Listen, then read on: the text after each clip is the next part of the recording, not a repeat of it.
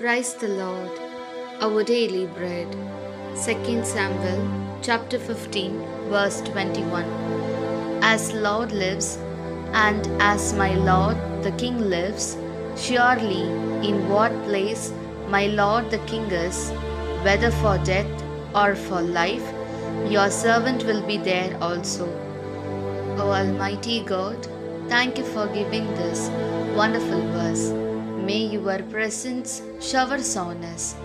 O Lord, you revealed to your disciples that the harvest is plentiful, but the laborers are few. You created us to live by your word and to share it with others. But we are caught up in the worldly life and are running after sin. Therefore, wake up and remember that whether we live or die, our life is with you, and give us the wisdom we need to prepare ourselves for your work. We ask this in the name of Jesus Christ.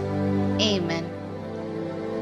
அன்றாட உணவு 2 Samuel அதிகாரம் 15 இறை வார்த்தை 21.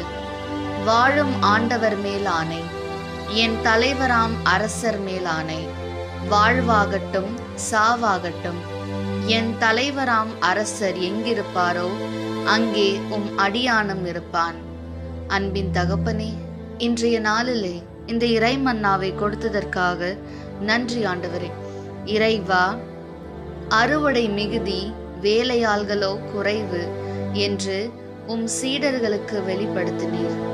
எங்களை நீர் படைத்தது உம்மையும் உமது வார்த்தையையும் நம்பி அதன்படி வாழ்ந்து பிறர்க்கு நற்செய்தி அறிவிக்கவே.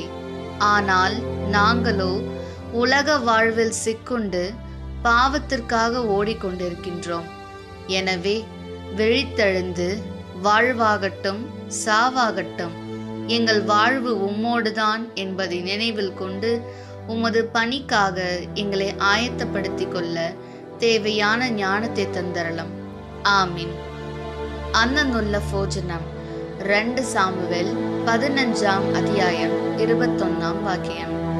மரணமோ ஜீவிதமோ ஆகட்டே, அங்கு പോകുന്നിടത്തെല്ലാം ஞானம் வருമെന്ന് കർത്താവിൻ്റെയും അങ്ങയുടെയും നാമത്തിൽ ഞാൻ സത്യം ചെയ്യുന്നു, നീയും കൂടെ പോരുക. വിളവ് കൂടുതൽ വേലക്കാരോ സുടുക്കം എന്നരുളി ചെയ്ത കർത്താവേ,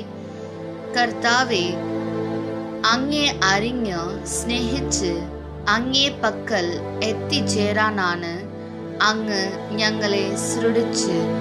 പക്ഷേ ഞങ്ങൾ പാപം ചെയ്ത് അങ്ങയുടെ ഹിതം നിറവേറ്റാതെ ജീവിക്കുന്നു. ദൈവമേ, അങ്ങ് ഞങ്ങളോട് കരുണ കാണിക്കണമേ. ഞങ്ങൾ തെറ്റു ചെയ്യാതെ വിശുദ്ധിയിൽ ജീവിച്ച് നിത്യജീവൻ പ്രാപിക്കുവാൻ ഞങ്ങളെ അനുഗ്രഹിക്കണമേ. ആമീൻ.